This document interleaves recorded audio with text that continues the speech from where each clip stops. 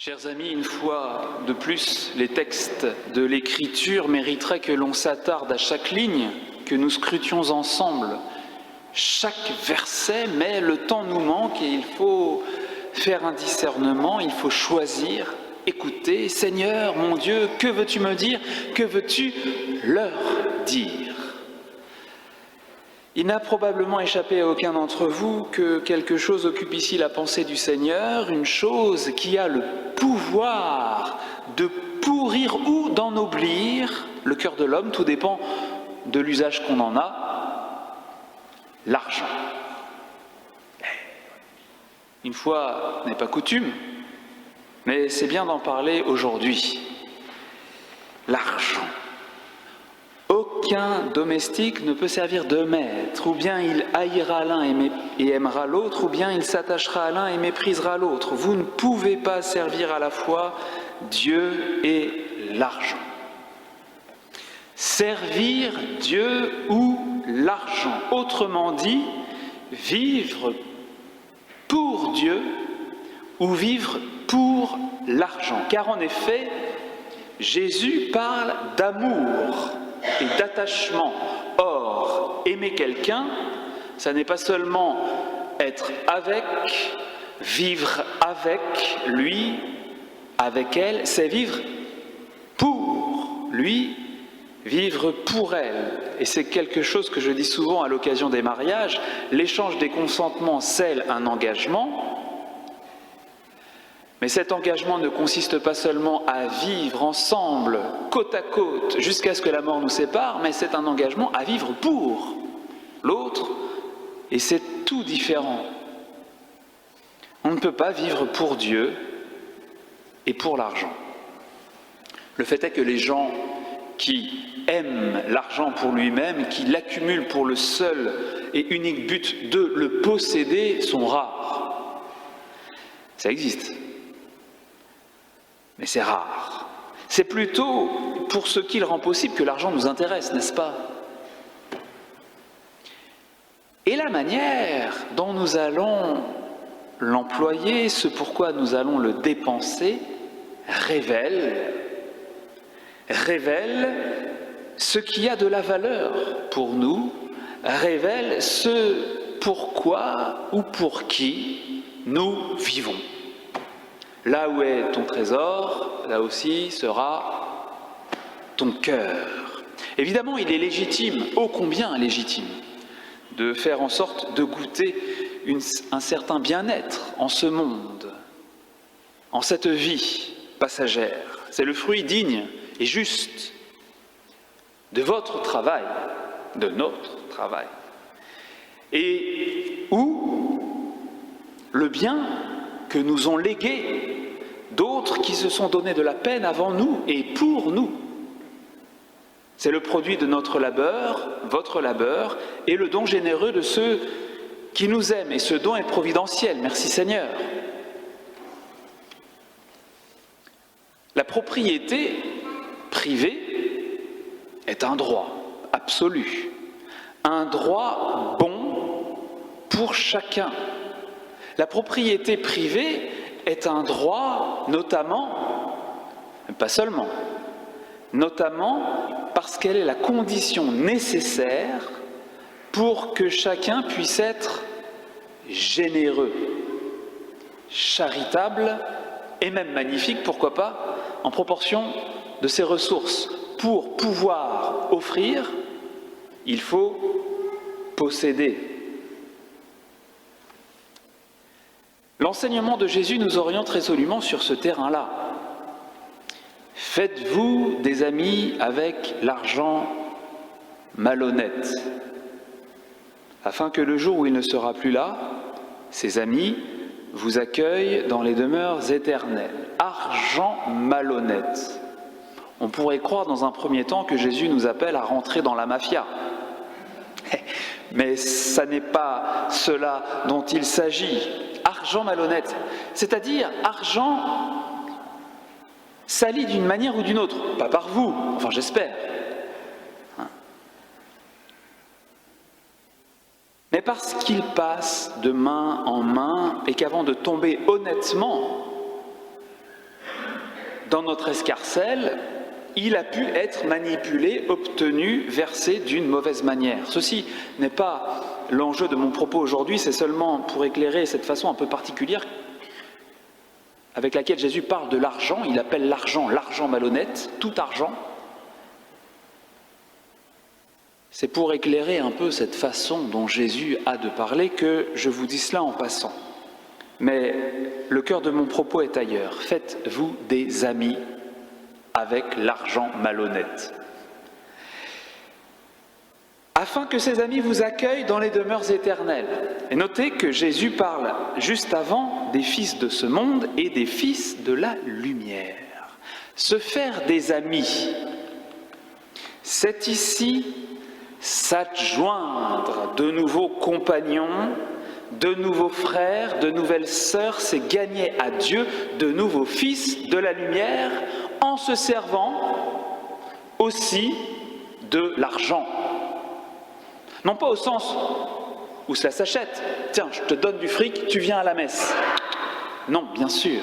Mais au sens où la gentillesse et la prière ne suffisent pas. Ne suffisent pas à mener à bien la gigantesque mission de l'Église au service de Dieu et de la lumière. On a besoin d'argent, c'est évident. Eh oui.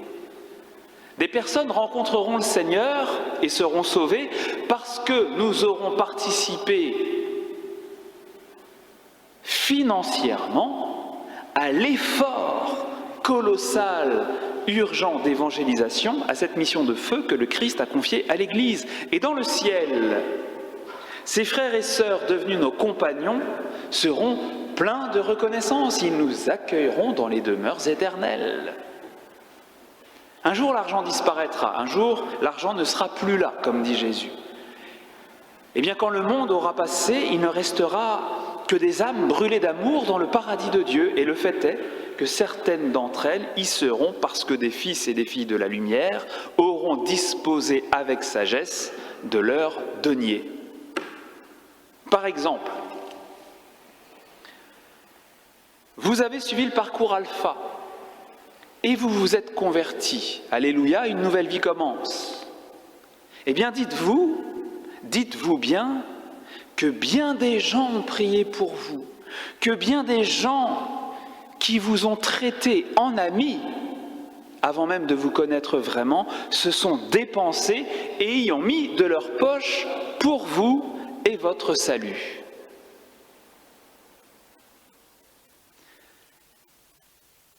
Très concrètement, voici quelques informations utiles.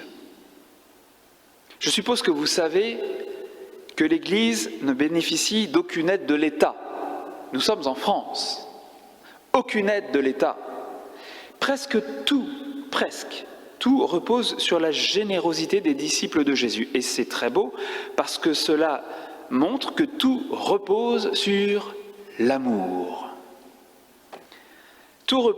Presque tout repose sur la générosité des fidèles. Pour son bon fonctionnement, une paroisse dispose essentiellement de 3 sources de revenus. Les casuels, c'est-à-dire l'argent perçu à l'occasion des baptêmes, mariages et enterrements. La somme des inscriptions à certaines activités, en l'occurrence le catéchisme et les aumôneries, mais franchement, ça ne va pas bien loin. Et les quêtes des messes dominicales.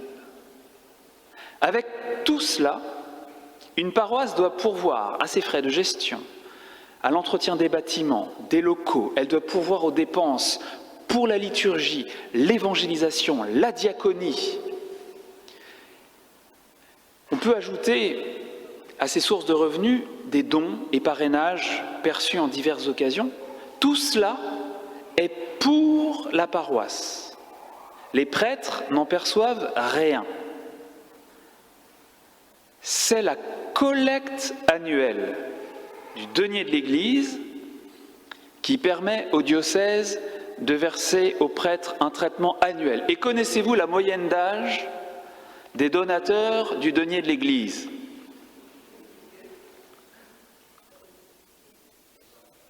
70-75 ans.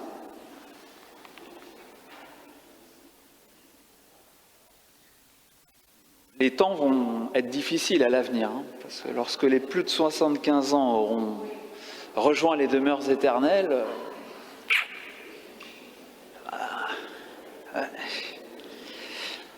c'est la collecte du denier de l'Église qui permet à l'Église de verser aux prêtres un traitement mensuel. La quête du dimanche n'intervient pas là. Aucun euro de la quête ne va aux prêtres. Les prêtres perçoivent aussi ce qu'on appelle un honoraire de messe, 17 € par jour. Et si un prêtre célèbre plusieurs messes par jour, il ne perçoit qu'un seul honoraire, pour éviter que les prêtres aient une piété eucharistique d'un coup qui s'enflamme et qu'ils aient envie de célébrer 10, 15 messes par jour. En fait, les prêtres perçoivent 25 honoraires de messe par mois. Je vous passe les raisons, ça n'a pas tellement d'importance pour nous.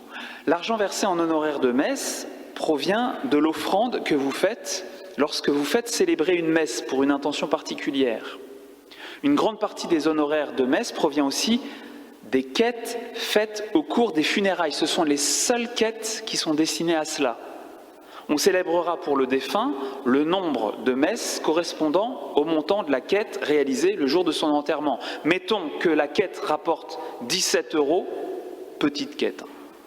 On célébrera une messe pour le défunt. Si la quête rapporte 170 €, on célébrera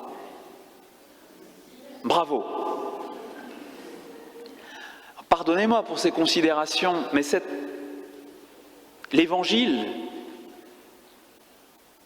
qui m'y pousse un peu, et c'est important que vous sachiez comment les choses fonctionnent, et notamment comment un prêtre est pris en charge, et où va l'argent de la quête pour la paroisse. Alors, merci beaucoup, merci beaucoup pour votre générosité, merci vraiment, je vous le dis sincèrement, merci. Au début de cette année, peut-être que l'un ou l'autre, l'une ou l'autre voudra bien reconsidérer la part de vos biens que vous consacrez au Seigneur. 0,05%, 0,5%, 1%, 5%, 10%, qui dit mieux? On peut faire un concours. Il ne s'agit pas de vous mettre dans la gêne, entendez-moi bien, il ne s'agit pas de vous mettre dans la gêne, mais d'être généreux à la hauteur de vos moyens et aussi à la hauteur, parce qu'il faut être cohérent, de vos rêves, d'une Église transfigurée, transformée, rayonnante, dynamique et bourrée à craquer, car la gentillesse et les prières ne suffisent pas à réaliser ces rêves. Il n'est pas rare de donner à diverses associations ou organismes, chrétiens ou non d'ailleurs, et c'est très bien. N'oubliez pas qu'une paroisse,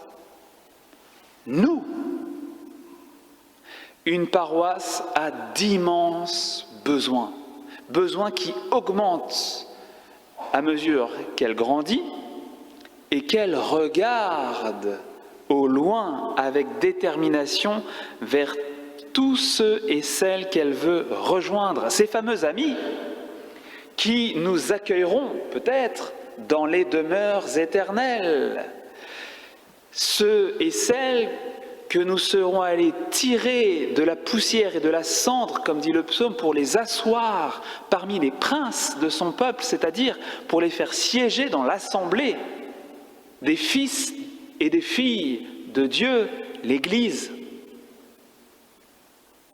Quoi qu'il en soit, ce que l'Église de Jésus nous offre n'a pas de prix. Je me suis trompé hier et ce matin, j'ai dit être hors de prix. Mais non, ça c'est du problème de français, excusez-moi. Ça n'est pas hors de prix, ça n'a pas de prix. L'amour de Dieu, Dieu lui-même, est la vie éternelle. Amen.